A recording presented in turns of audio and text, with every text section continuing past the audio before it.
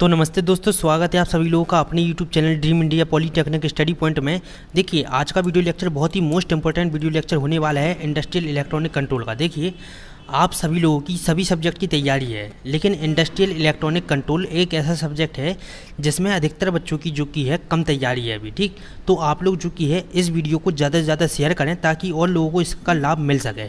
आज के video lecture में हम आपको लेसन सेकेंड और लेसन थर्ड दोनों पूरी तरह से कंप्लीट करा देंगे। इन दोनों आपके लेसन में जितने भी मोस्ट इंपॉर्टेंट टॉपिक है उन सभी को हम आपको डिटेल से पढ़ाएंगे। ठीक, तो आप लोग बिल्कुल भी परेशान ना हो। अगर आप ब्रह्मास्त्र सीरीज सारी देखते हुए चल रहे हैं तो आप जो कि है आसानी से पास हो सकते हैं। और देखिए, आप लोग कमेंट करके ज़रूर से बताएं कि किस किस को वनडे सीरीज चाहिए है 1 तारीख से। ठीक, अगर आप लोग चाहते हैं कि 1 तारीख से जो कि है वनडे सीरीज जो कि लाई जाए आप लोगों के लिए, तो आप लोग कमेंट करके बताइए। ठीक है, देखिए, आज हम पढ़ेंगे सबसे पहले कंट्रोल रेक्टिफायर। आज हम आपका लेसन सेकंड, लेसन थर्ड और आपके 50 MCQ टाइप क्वेश्चन, ये तीनों चीज़ें कंप्लीट करा देंगे। इसके बाद आपका लेसन 4 बचेगा और आपके जो कुछ MCQ टाइप क्वेश्चन बचेंगे वो भी आपको बता दिए जाएंगे इसके बाद वाले वीडियो लेक्चर में। ठीक है, पहला आपका दूसरा लेसन है क्या, कंट्रोल रेक्टिफायर्स। ठीक, सबसे पहले आपका आता है कंट्रोल रेक्टिफायर। इसके बारे में हम पढ़ते हैं क्या होता है। यह SCR को यूज करके कंट्रोल रेक्टिफायर बनाया जाता है।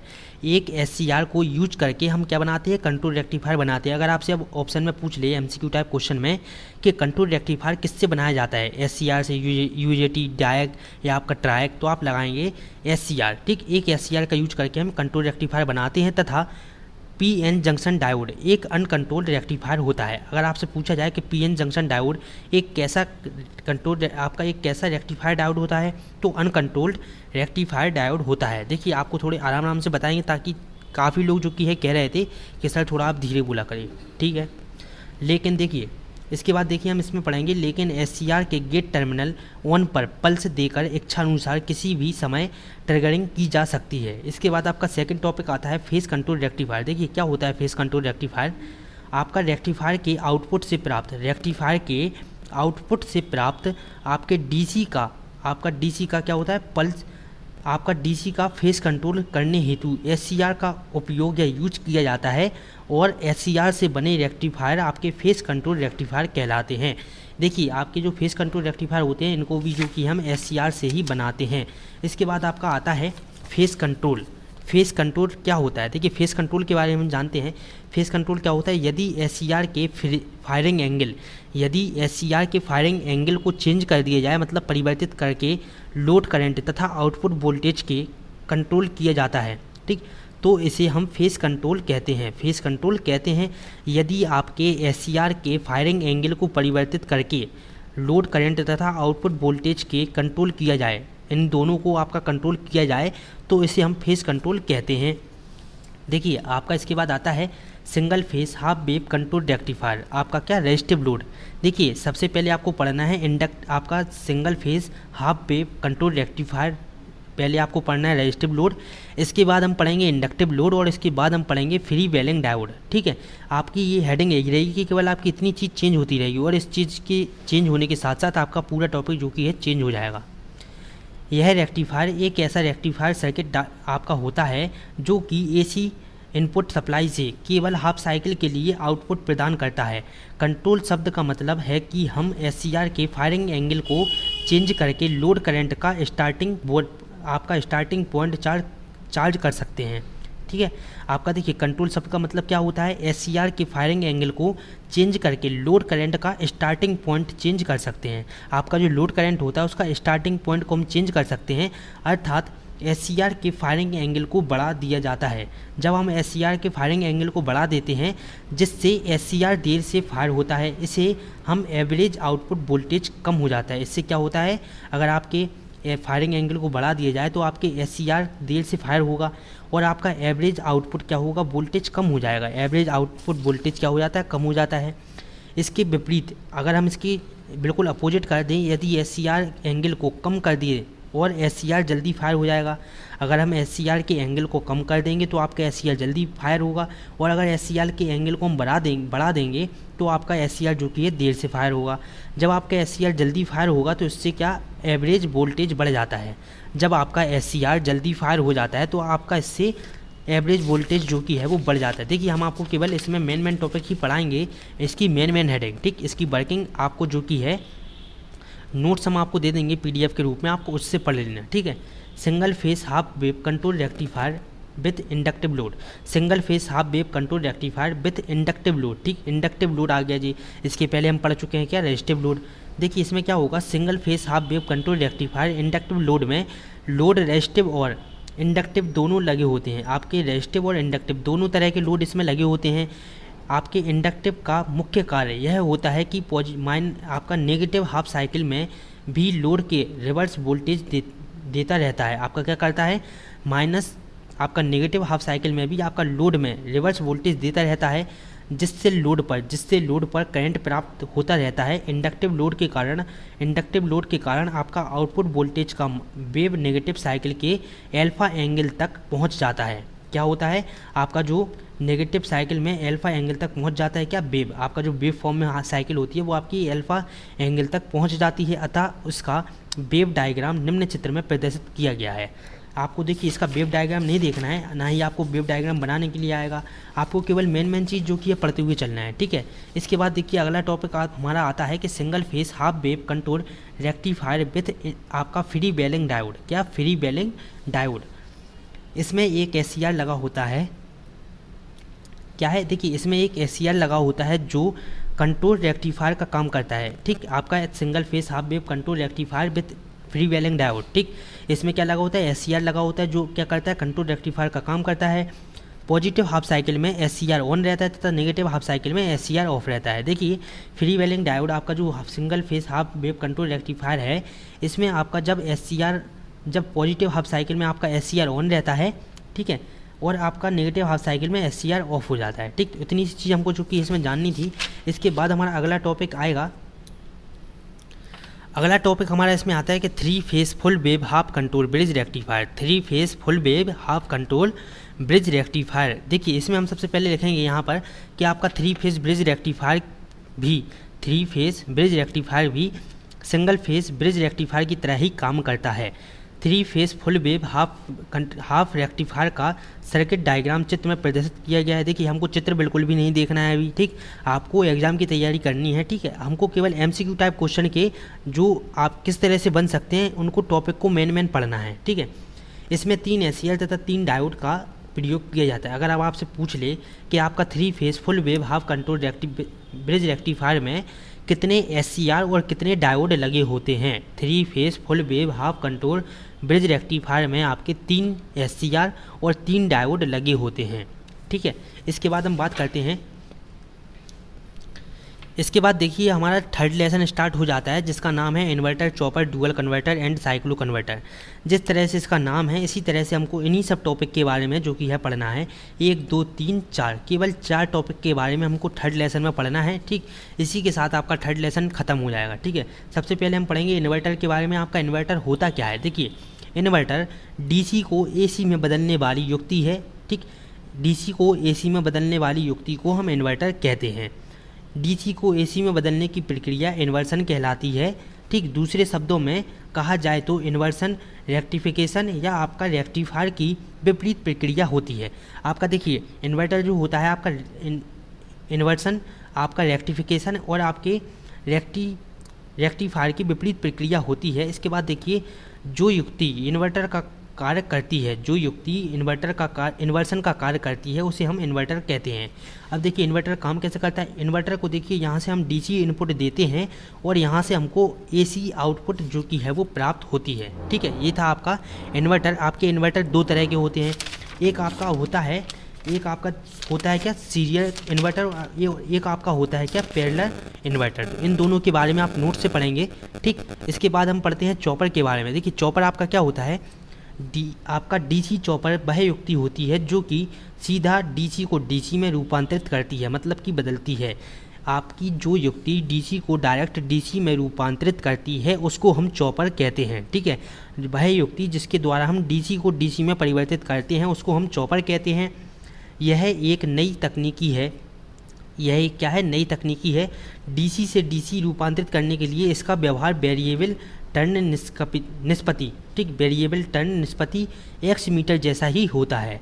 देखिए चॉपर उस प्रतिरोध की जगह जोड़ा जाता है जो कि स्पीड कंट्रोल करने के लिए डीसी मोटरों के आर्मेचर के साथ सीरीज में जोड़ा जाता है, ठीक, जोड़ा जाता है। अतः इसका उपयोग बैटरी द्वारा प्रचालित गाड़ियों में किया जाता है। देखिए अब आप सीधा सा समझें, अगर हमसे पूछ लिया जाए कि बैटरी द्वारा प्रचालित गाड़ियों में हम किसका यूज करते हैं, इन्वर्टर का, चॉपर का, डुअल कन्वर्टर का या आपके साइक्लो कन्वर्टर का, तो आप इसमें आंसर लगाएंगे कि बैटरी द्वारा प्रचालित गाड़ी, बैटरी से चलने वाली गाड़ियों में हम चॉपर का यूज करते हैं। एप्लीकेशन इसका यहाँ पर देख लेते हैं। चॉपर उस प्रतिरोध की भी जगह जोड़ा जाता है जो कि स्पीड कंट्रोल करने के लिए एसी मोटर के आर्मेचर के साथ सीरीज में जोड़ा होता है, ठीक, जोड़ा जाता है। अतः इसका उपयोग बैटरी द्वारा प्रचालित गाड़ियों में किया जाता है। इसके बाद हम इसमें और देखेंगे इसके एप्लीकेशन। देखिए बस व कारों में उपयोग चॉपर हीटिंग को कम करता है। आपके जो चॉपर बस और कारों में यूज किया जाता है वो क्या करता है, हीटिंग को कम करता है। इसमें मोटर का रिकॉम्बिनेशन ब्रेकिंग प्रदान किया जा सकता है तथा इसमें ऊर्जा की वापसी सप्लाई की जाती है। ऊर्जा की क्या की जाती है, वापसी सप्लाई की जाती है। तीसरा आपका इसमें है कि विद्युत ऑटोमोबाइल में स्पीड कंट्रोल तथा ब्रेकिंग के लिए भी चॉपर का यूज करते हैं। विद्युत ऑटोमोबाइल में स्पीड कंट्रोल और आपके ब्रेकिंग के लिए भी हम किसका, चॉपर का यूज करते हैं। तो आपके देखिए चॉपर दो प्रकार के होते हैं, एक आपका होता है एसी लिंक चॉपर और दूसरा आपका होता है डीसी लिंक चॉपर, ठीक। तो इन दोनों के बारे में जो कि है आप नोट से पढ़िएगा, ठीक। थोड़ा देखिए आपको मेन हेडिंग हम पढ़ा देते हैं। एसी लिंक चॉपर क्या होता है। एसी लिंक चॉपर एक ऐसा basic two stage conversion process है। डीसी को कंट्रोलेबल डीसी से डीसी में चेंज करना, वह युक्ति जिसके द्वारा हम डीसी को कंट्रोलेबल डीसी में चेंज करते हैं उसको हम एसी लिंक चॉपर कहते हैं, ठीक। इसके बाद हम पढ़ते हैं डीसी लिंक चॉपर। देखिए डीसी लिंक चॉपर क्या होता है। डीसी लिंक चॉपर देखिए ये है आपका डीसी लिंक चॉपर। यह वन स्टेज कन्वर्सनल प्रोसेस होता है। इसमें हम डायरेक्ट चॉपर करंट का उपयोग करते हैं जो फिक्स डीसी को डायरेक्टली कन्वर्ट करते हैं। जो क्या करता है आपका फिक्स डीसी को आपका डायरेक्टली कन्वर्ट करती है। यह वेरिएबल या कंट्रोलेबल डीसी में कन्वर्ट करते हैं, या आपका क्या करता है, यह डीसी को वेरिएबल या कंट्रोलेबल डीसी में चेंज करता है। वही युक्ति जिसके द्वारा हम डीसी को वेरिएबल या कंट्रोलेबल डीसी में चेंज करते हैं उसको हम आपका डीसी लिंक चॉपर कहते हैं। आपका डुअल कन्वर्टर आता है। देखिए डुअल कन्वर्टर क्या होता है। डुअल कन्वर्टर वह परिपथ होता है जिसमें दो कन्वर्टर लगे होते हैं, जिसमें भी आपके दो कन्वर्टर लगे होते हैं उसको हम डुअल कन्वर्टर कहते हैं। अगर आपसे पूछ ले कि दो कन्वर्टर जिसमें लगे होते हैं उसको हम क्या कहते हैं, तो आपके डुअल कन्वर्टर कहते हैं, ठीक है। एक ब्रिज कन्वर्टर की सतह एक ब्रिज कन्वर्टर की तरह कार्य करता है, ठीक। ये क्या करता है, एक ब्रिज कन्वर्टर की तरह कार्य करता है। और दूसरा इसमें देखिए आप लोगों को ये पता चल चुका है कि डुअल कन्वर्टर में दो कन्वर्टर लगे होते हैं।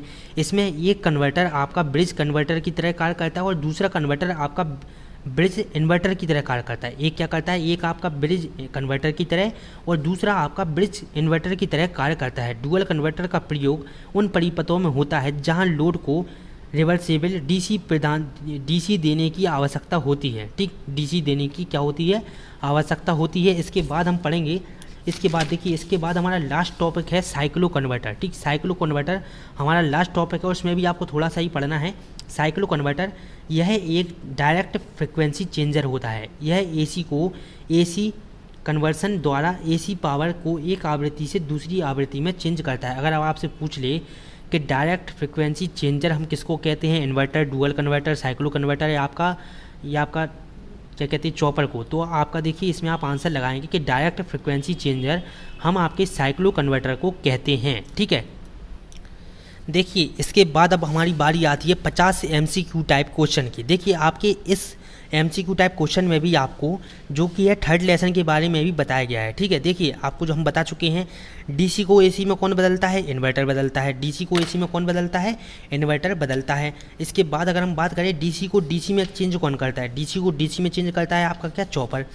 इसके बाद जहाँ लोड को रिवर्सेबल डीसी देने की आवश्यकता होती है वहाँ किसका यूज करते हैं या किसका उपयोग करते हैं, आपका देखिए रिवर्सेबल डीसी देने की आवश्यकता जहाँ पर भी होगी वहाँ पर हम डुअल कन्वर्टर का यूज करते हैं। अब आपको हमने बता चुके हैं आपके डुअल कन्वर्टर में दो कन्वर्टर लगे होते हैं, ठीक। इसके बारे में भी हम आपको डिटेल से बता चुके हैं। अर्थात जो कि हम कह सकते हैं कि डुअल कन्वर्टर वह होता है जिसमें दो कन्वर्टर लगे होते हैं, उसको हम डुअल कन्वर्टर कहते हैं।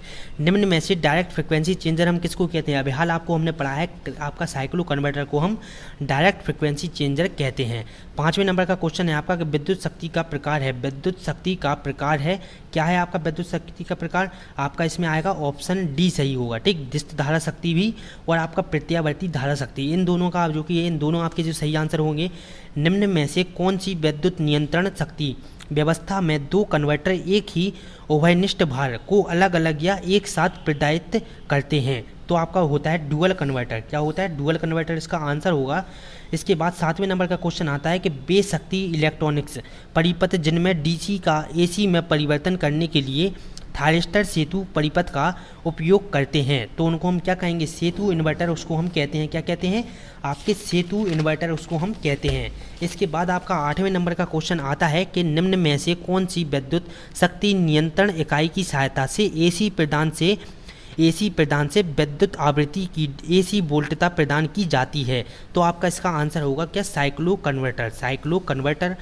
9वें नंबर का आपका क्वेश्चन आता है कि कौन सी विद्युत शक्ति नियंत्रण इकाई डीसी को एसी में रूपांतरित करने में और एसी को डीसी में रूपांतरित करने में आपकी सक्षम होती है? तो आपका देखिए लाइन कम्यूटेटेड इन्वर्टर, लाइन कम्यूटेटेड इन्वर्टर इसका सही आंसर होगा, ठीक। 10वें नंबर का क्वेश्चन में आपसे पूछा है कि वह कौन सी इकाई है, वह कौन सी इकाई है जिससे स्थिर वोल्टता की एसी से परिवर्तित वोल्टता की डीसी एसी प्राप्त होती है? तो उसको हम क्या कहेंगे? प्रत्यावर्ती धारा वोल्टता नियामक, ठीक। प्रत्यावर्ती धारा वोल्टता क्या नियामक। 11वें नंबर के क्वेश्चन में आपसे पूछा है कि शक्ति परिवर्तक आपका जिसको हम इंग्लिश में कहते हैं पावर कन्वर्टर वह इकाई है जिसमें डैश द्वारा एसी शक्ति से शक्ति स्तर की डीसी परिवर्तित किया जाता है। तो इसका सही आंसर क्या होगा? इसका आपका सही आंसर होगा, देखिए आपका इसका सही आंसर क्या होगा? डिस्ट्रीकरण इसका सही आंसर होगा। 12वें नंबर में आपसे पूछा है कि नियंत्रित शक्ति परिवर्तक का प्रकार है कौन सा है? ए और डी दोनों, मतलब कि एक कलीय परिवर्तक और आपका दो कलीय परिवर्तक आपका नियंत्रित शक्ति परिवर्तक कहलाते हैं। 13 नंबर के क्वेश्चन में आपसे पूछा है कि मेटल रेक्टिफायर में कौन से वोल्टेज तक एसी को डीसी में चेंज किया जा सकता है? आपका देखिए मेटल रेक्टिफायर में कितने वोल्टेज को 18 को जो कि है 18 वोल्टेज तक एसी को डीसी में परिवर्तित या चेंज किया जा सकता है। 14 नंबर के क्वेश्चन में आपसे पूछा है कि मेटल रेक्टिफायर में कितने धारा तक एसी को डीसी में परिवर्तित किया जा सकता है? तो आपके 0.5 एम्पियर, कितने? 0.5 एम्पियर। इसके बाद आता है हमारा 15 नंबर का क्वेश्चन। इसमें आपसे पूछा है कि यदि शंकु के आकार वाले परिपथ धात्विक चालक को विद्युत स्रोत के श्रेणी क्रम में संयोजित कर दिया जाए तो उस चालक पर विभव तीव्रता का धारा का मान अपेक्षा शीर्ष की अधिक होता है। इस सिद्धांत पर कौन सा मशीन काम करती है? आपकी मेटल रेक्टिफायर इस पर काम करती है, ठीक। इसको अच्छे से पढ़ लेना आप लोग। आपका 16 नंबर का आपका क्वेश्चन आता है। 16 नंबर के क्वेश्चन में आपसे कहा है कि एसी को डीसी में परिवर्तित करने वाली मशीन कौन सी है? देखिए अगर बात करें हम एसी को डीसी में परिवर्तित करने की, तो आपका कन्वर्टर भी करता है, एमजी सेट करता है और आपका मेटल रेक्टिफायर करता है। क्या करता है? एसी को डीसी में चेंज करता है, ठीक। 17 नंबर के क्वेश्चन में आपसे पूछा है कि डीसी करंट का उपयोग किस किस कार्यों में किया जाता है? डीसी करंट का उपयोग हम किन किन कार्यों में करते हैं? तो ये सभी आपके ऑल इसका आंसर होगा आपके इलेक्ट्रोप्लेटिंग में, धातु शोधन में, ठीक, और आपके बैटरी आवेश में हम डीसी करंट का उपयोग करते हैं। इसके बाद आपका 18 नंबर का क्वेश्चन है कि एमजी सेट के कौन सा जनरेटर यूज करा जाता है? एमजी सेट में कौन सा जनरेटर यूज करते हैं हम? शंट जनरेटर और आपका कंपाउंड जनरेटर, मतलब कि दोनों आपका सी ऑप्शन सही है इसका। 19 नंबर का आपका क्वेश्चन आता है कि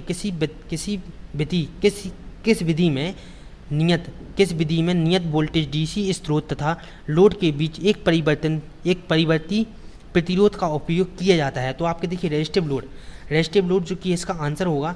इसके बाद 20 नंबर का क्वेश्चन आपका आता है कि किस विधि में डीसी को पहले एसी में बदला जाता है और फिर उसके बाद हम क्या करते हैं? ट्रांसफार्मर की सहायता से स्टेप डाउन या स्टेप अप करके उसको डीसी में बदलते हैं। तो आपका इसमें सही आंसर क्या होगा? इन्वर्टर रेक्टिफायर में हम एसी को पहले डीसी को एसी में चेंज करते हैं स्टेप अप या स्टेप डाउन ट्रांसफार्मर की सहायता से, फिर उसके बाद जो कि हम एसी को डीसी में फिर से चेंज करते हैं, ठीक। इसके बाद 21 नंबर का आपका क्वेश्चन आता है। 21 नंबर के क्वेश्चन में आपसे पूछा है कि जो सीधा नियत डीसी वोल्टेज से परिवर्तित डीसी वोल्टेज को रूपांतरित करता है, डीसी वोल्टेज में रूपांतरित करता है। तो उसका क्या होगा आंसर, आपका डीसी चॉपर ये काम करता है। डीसी पावर के इच्छित आउटपुट वोल्टेज व आवृत्ति की एसी पावर में रूपांतरित करता है। कौन करता है, इन्वर्टर करता है ये काम। 23 नंबर का क्वेश्चन आता आपका है कि इन्वर्टरों को किन कार्यों में प्रयोग किया जाता है। ठीक, आपका जो इन्वर्टर होते हैं उनको किन कार्यों में प्रयोग करते हैं, सभी लोगों को पता है कि परिवर्तित स्पीड एसी मोटर चालकों में, ठीक, प्रेरक तापमान में, वायुमान पावर सप्लाई में। तो वायुमान पावर सप्लाई में भी जो कि है आपके इन्वर्टर का प्रयोग ही किया जाता है। 24 नंबर के क्वेश्चन में आपसे पूछा है कि इन्वर्टर के किस प्रकार होते हैं, इन्वर्टर आपके कितने प्रकार के होते हैं। तो इन्वर्टर आपके 2 प्रकार के होते हैं, हम आपको बता चुके हैं, सिंगल फेस इन्वर्टर और आपका 3 फेस इन्वर्टर। ठीक, इन्वर्टर आपके 2 तरह के होते हैं, सिंगल फेस और आपका 3 फेस इन्वर्टर। ठीक है, 25 नंबर का आपका क्वेश्चन यहाँ पर आता है कि सेतु त्रिकला पूर्ण तरंग डिस्टकारी में डायोड की संख्या कितनी होती है।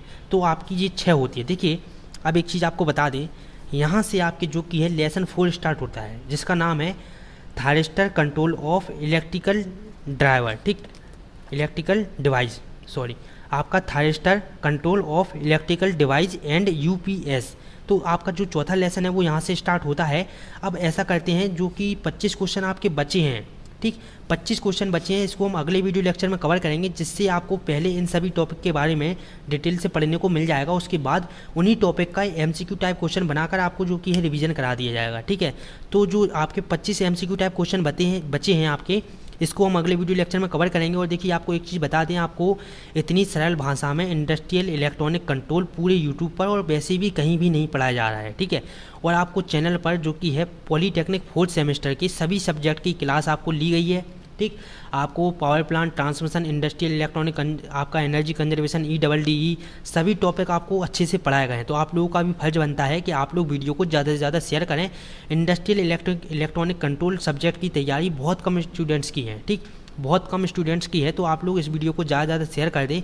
और देखिए, ऑनलाइन आपका पेपर है, तो आप लोग नकल के चक्कर में बिल्कुल भी ना रहें। ठीक है, देखिए, नकल करके जो कि आप खुद को ही धोखा देंगे, नकल करके जो कि है खुद को ही धोखा देंगे। और अगर आपको बाई चांस जो कि है आपके पेपर में जो कि आपको कोई भी एमसीक्यू टाइप क्वेश्चन नहीं आते, तो आप कर भी सकते हैं। ऐसा नहीं है, जब हमको मौका मिलेगा अगर आपको, तो आप नकल भी करिएगा। ठीक, अगर आपको मौका मिलता है तो आप ज़रूर से नकल करिएगा, लेकिन अपनी तैयारी जो कि है पूरी करते हुए चलें। अगर बाई चांस जो कि है नकल नहीं हो पाई, तो आप आसानी से पास तो हो सकेंगे। और जो कि है 4th सेमेस्टर में हमको ज़रूर से ऑल क्लियर होना है, क्योंकि आपने ये सभी सब्जेक्ट अच्छे से पढ़े भी नहीं हैं। अगर इसमें किसी में भी बैक आ जाती है, तो आपको इसको क्लियर करने में काफ़ी मुश्किलों का सामना करना पड़ सकता है।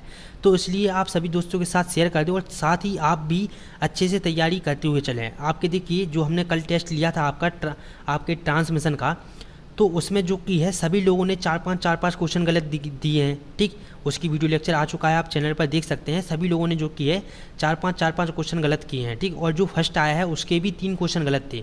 तो बस आप सभी लोग अपनी तैयारी पूरी तरह से रखें। ठीक है, तो चलिए अब मिलते हैं अगले वीडियो लेक्चर में। अगले वीडियो लेक्चर में हम सबसे पहले पढ़ेंगे लेसन 4, और इसके बाद हम लेसन 4 के MCQ टाइप क्वेश्चन पढ़ेंगे। ठीक है, तो नमस्ते, मिलते हैं अगले वीडियो लेक्चर में। जिन लोगों ने वीडियो को लाइक नहीं किया तो वीडियो को लाइक कर दें, और चैनल को सब्सक्राइब नहीं किया तो चैनल को सब्सक्राइब कर दें, और वीडियो को शेयर सभी लोगों को ही करना है।